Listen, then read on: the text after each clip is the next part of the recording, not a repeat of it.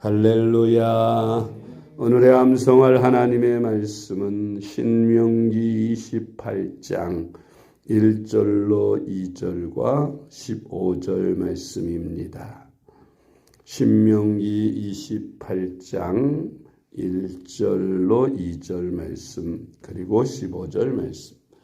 내가 네 하나님 여호와의 말씀을 삼가 듣고 내가 오늘 네게 명령하는 그의 모든 명령을 지켜 행하면 네 하나님 여호와께서 너를 세계 모든 민족 위에 뛰어나게 하실 것이라.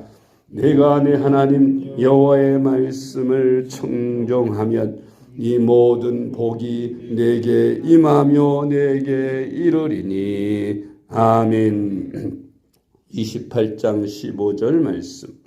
내가 만일 네 하나님 여호와의 말씀을 순종하지 아니하여 내가 오늘 네게 명령하는 그의 모든 명령과 규례를 지켜 행하지 아니하면 이 모든 저주가 내게 임하며 내게 이를 것이니. 아멘. 할렐루야. 잘 되고 있습니다. 아멘. 오늘은 순종과 불순종은 축복과 저주의 원인이라는 제목으로 오늘의 말씀을 묵상합니다.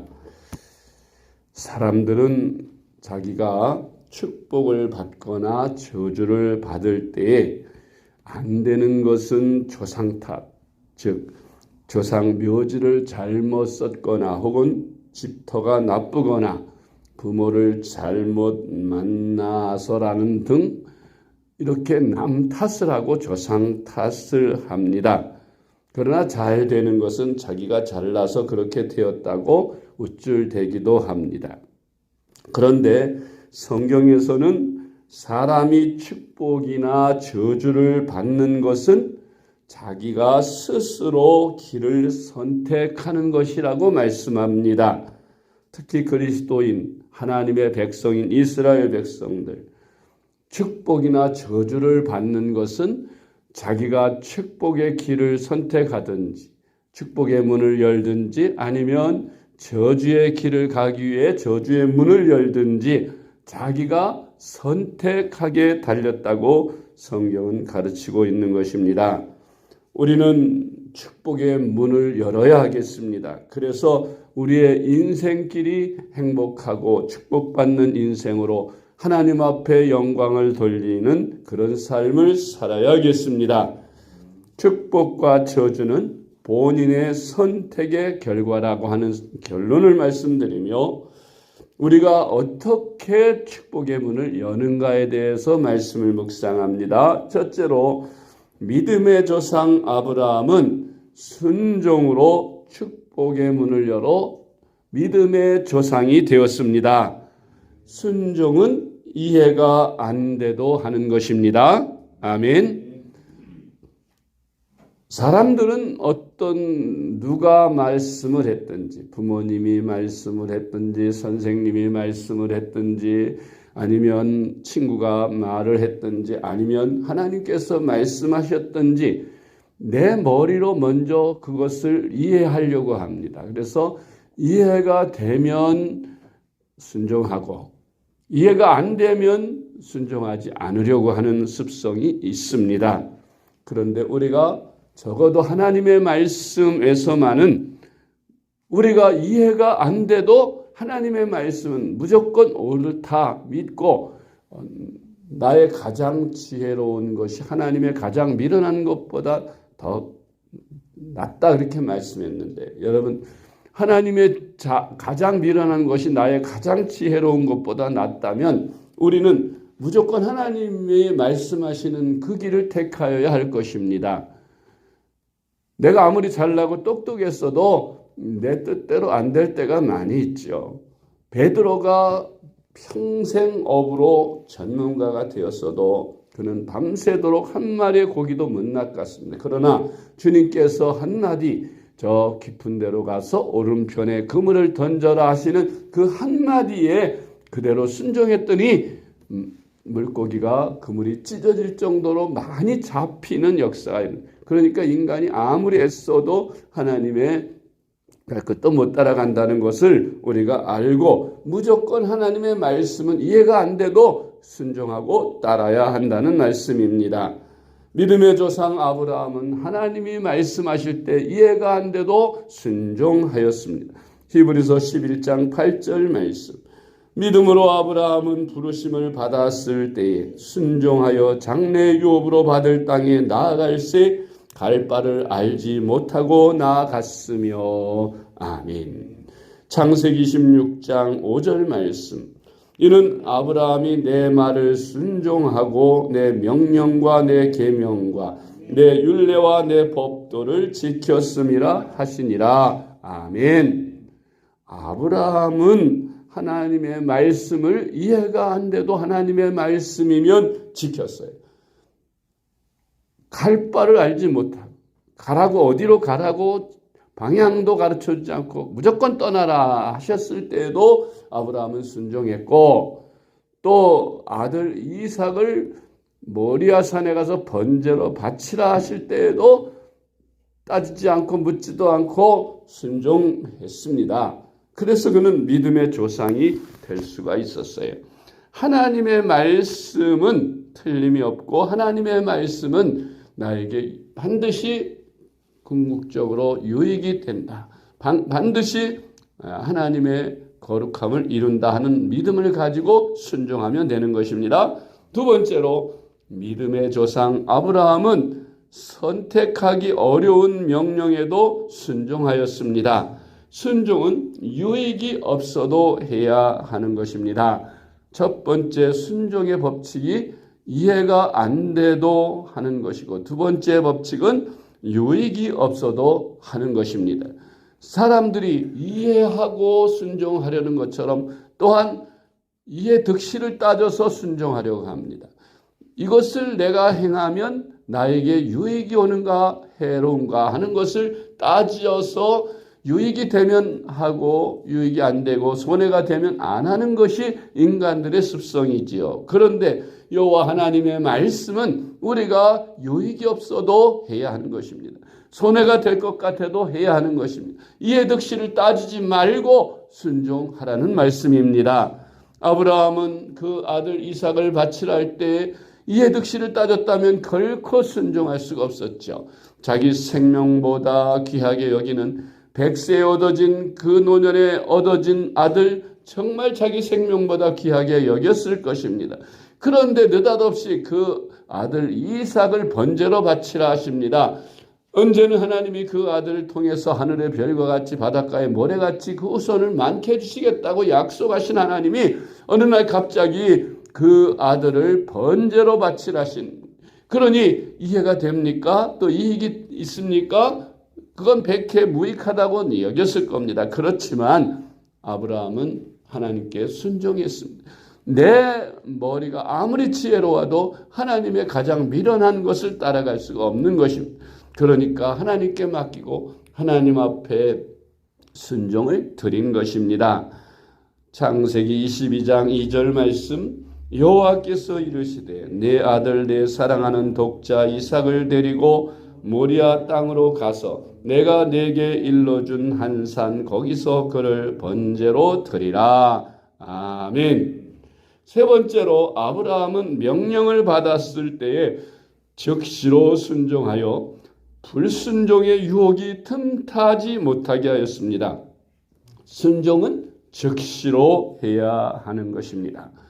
세 번째 법칙은 순종은 즉시로 하는 것입니다. 첫 번째는 이해가 안 돼도 하는 것이고 두 번째는 유익이 없어도 하는 것이고 세 번째는 즉시로 하는 것입니다. 왜냐? 이 순종이라고 하는 것은 때때로 내가 이해 안 되고 유익이 없다고 생각될 때에 망설이게 되고 또 그것을 하겠다고 억지로 마음을 다잡아도 시간이 지나면 또 사탄이 틈타서 그것을 불순종하도록 유도하기 때문에 내 마음에 주님께서 말씀하실 때에 즉시로 순종을 해야 합니다. 그래서 시험에 들지 말아야 합니다. 많은 사람들이 하나님 앞에 결단하고 작정하고도 시간을 끌다가 결국 사탄의 시험을 받아서 그렇게 되는 경우가 많습니다. 아나니아 삽비라가 하나님 앞에 드리겠다고, 재산을 드리겠다고 결심하고 드릴 때 그들이 즉시로 했더라면 아마 시험에 들지 않았을 것인데 그것을 팔아놓고 그들은 망설였습니다. 이걸 팔면 과연 우리는 앞으로 어떻게 살지 하는 그런 인간의 염려, 사탄의 유혹이 그들로 하여금 절반을 감추게 하고 절반만 바치도록 유혹하였던 것입니다. 그래서 그들은 인생을 그것으로 끝장을 내고 죽고 말았던 것입니다. 우리는 시험이 들지 않도록 하나님의 말씀이면 즉시로 순종을 들여서 사탄이 시험하지 않도록 우리가 그렇게 순종하는 생활을 해야겠습니다. 순종은 어떻게 한다고요? 즉시로 해야 합니다. 할렐루야. 창세기 22장 3절 말씀. 아브라함이 아침에 일찍 일어나 나귀의 안장을 지우고 두 종과 그의 아들 이삭을 데리고 번제에 쓸 나무를 쪼개어 가지고 떠나 하나님이 자기에게 일러주신 곳으로 가더니. 아멘. 성경에 보면 이른 아침 새벽에 이삭을 데리고 떠났던 것을 보는데, 여러분, 가정사의 중요한 일은 부부가 함께 의논해서 결정을 하는 게 맞지요. 그런데 아브라함은 더군다나 그 아들 이삭을 번제로 바치는 그 중요한 일, 아내에게 의논하지 않았습니다. 생각해 보세요. 그 아들 이삭이 자기 혼자만의 아들입니까? 그 어머니가 있잖아요. 그럼 그 어머니와 마땅히 그 아들 이삭을 하나님께 번제로 드리는 것에 대해 의논을 해야 마땅한 것인데 아브라함은 이것을 생략합니다. 건너뜁니다. 왜지요? 그것을 아내에게 이야기했다가는 틀림없이 그 아내가 반대할 것이 뻔하기 때문에, 아무리 하나님이라도 어떻게 자식을 번제로 그렇게 불에 태워서 죽게 하느냐, 안 된다 하면서 차라리 나를 죽이라고 그렇게 나올 것이 뻔한 줄 알기 때문에 아예 의논도 하지 않고 그냥 바로 아브라함은 이삭을 데리고 모리아 산으로 떠났던 것입니다. 그래서 우리는 순종할 때 즉시로 해야 하는 것이에요. 시험이 될 만한 것은 아예 기회를 주지 말고 바로 실천에 옮기는 것이 중요합니다. 네 번째로, 아브라함은 순종하는 도중에도 갈등할 만한 시험이 왔습니다만 끝까지 순종했습니다. 마지막 네 번째로, 순종의 법칙. 순종은 끝까지 해야 한다 하는 것입니다. 끝까지 하는 것이 중요해요. 많은 사람들이 처음에는 그렇게 하겠다고 나서고 결심하지만 끝까지 그것을 이루는 사람은, 끝까지 하는 사람은 많지 않습니다. 마라톤에서 처음에 출발하는 사람은 굉장히 많은데 결승점에 돌아오는 사람은 많지 않습니다. 도중에 많이 탈락하기 때문이지요. 우리가 순종하기로 마음 먹고 이해가 안 돼도 유익이 없어도 즉시로 시작은 했으나 그러나 끝까지 달리지 못하고 도중에 포기하는 사람들이 많이 있습니다. 어려운 중간에 시험 때문이지요. 아브라함도 그런 시험이 없는 것이 아니었습니다. 아브라함이 그 이삭을 데리고 모리아 산으로 올라갈 때 종은 산 아래 놔두고 장작 더미를 그 아이에게 짊어지게 하고, 그리고 모리아 산 제단으로 올라가는 과정 중에 그 아들이 묻습니다. 아버지여, 뭐냐, 내가 여기 있다 말해라. 아버지여, 뗄 나무는 있는데 번제할 어린 양이 보이지 않습니다. 어디 있습니까? 하고 물었습니다. 그때 아브라함이 얼마나 가슴이 아팠겠어요. 바로 너 자신이 그 제물이란다라고 말할 수 없잖아요. 포기하고 싶은 마음이 번뜩 많이 들었을 것입니다. 가슴이 아팠을 것입니다. 그렇지만 아브라함은 끝까지 인내하면서 하나님께서 예비하실 것이다라고 그렇게 변명하고 올라갔습니다. 중요합니다. 끝까지 그 아들을 잡아서 결박을 하고 칼로 그 아이의 목을 찌르려고 할 그 순간까지 아마 자기와의 싸움은 계속되었을 것입니다만 아브라함은 끝까지 순종하여 결국 하나님께서 그 아브라함의 마음을 보시고 이삭을 죽이기 전에 그를 만류하셨습니다. 이제서 내가 나를 경외하는 줄 알았노니 그 아이에게 손대지 말고 네 뒤를 돌아봐라. 아브라함이 뒤를 돌아보니 그 번제할 어린 양을 하나님께서 수풀에 걸리게 하여 준비해 놓고 계셨던 것입니다. 그래서 아브라함은 그곳을 여호와 이레라 그렇게 그곳을 이름을 지었다고 말씀합니다. 창세기 25장 9절 말씀, 하나님이 그에게 일러주신 곳에 이른지라 이에 아브라함이 그곳에 제단을 쌓고 나무를 벌려놓고 그의 아들 이삭을 결박하여 제단 나무 위에 놓고. 아멘. 창세기 22장 10절로 12절 말씀, 손을 내밀어 칼을 잡고 그 아들을 잡으려 하니 여호와의 사자가 하늘에서부터 그를 불러 이르시되 아브라함아 아브라함아 하시는지라. 아브라함이 이르되 내가 여기 있나이다 하니 사자가 이르시되 그 아이에게 내 손을 대지 말라. 그에게 아무 일도 하지 말라. 내가 내 아들 내 독자까지도 내게 아끼지 아니하였으니 내가 이제야 내가 하나님을 경외하는 줄을 아노라. 아멘. 순종의 법칙 네 번째, 끝까지 해라 하는 것입니다. 이해가 안 돼도 유익이 없어도 즉시로 끝까지, 이것이 순종의 법칙입니다. 다섯 번째로, 하나님은 이스라엘 백성들과 언약을 맺으셨습니다. 나는 너의 하나님이 되고 너희는 내 백성이 되리라. 그리하여 너희가 내 말을 순종하면 복을 받겠지만 그러나 불순종하면 저주를 받게 될 것이라고 언약을 맺었습니다. 오늘날 우리 그리스도인들도 하나님의 백성으로 이스라엘 백성과 다르지 아니하리라 믿습니다. 신명기 28장 1절로 2절 오늘의 암송할 말씀이었죠. 내가 내 하나님 여호와의 말씀을 삼가 듣고 내가 오늘 내게 명령하는 그의 모든 명령을 지켜 행하면 내 하나님 여호와께서 너를 세계 모든 민족 위에 뛰어나게 하실 것이라. 내가 내 하나님 여호와의 말씀을 청종하면 이 모든 복이 내게 임하며 내게 이르리니. 아멘.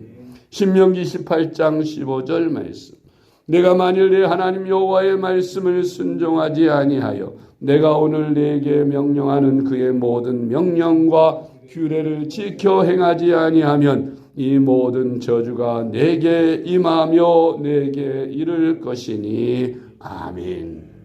그러므로 우리는 내가 축복이나 저주를 받는 것은 조상 탓도 아니요 또 묘지를 잘못 쓰거나 집터가 나빠서가 아니고 환경 탓이 아니고 내가 축복의 길을 선택하거나 저주의 길을 선택했기 때문에 그 결과로 내가 축복을 받거나 저주를 받았다는 것을 인정해야 합니다. 우리는 축복의 문을 여는 길을 선택해서 다 축복받는 인생을 살게 되시기를 주님의 이름으로 축복합니다. 기도하겠습니다. 하나님 아버지, 우리가 축복받는 것과 저주받는 것이 우리의 선택에 달렸음을 알게 하심을 감사드립니다. 이제부터 우리가 축복의 문인 하나님의 말씀을 철저히 순종하여 축복의 문을 열게 도와주옵소서. 어리석게도 말씀에 불순종하여 저주의 문을 열지 않게 하여 주옵소서. 예수 그리스도의 이름으로 간절히 기도드리옵나이다. 아멘.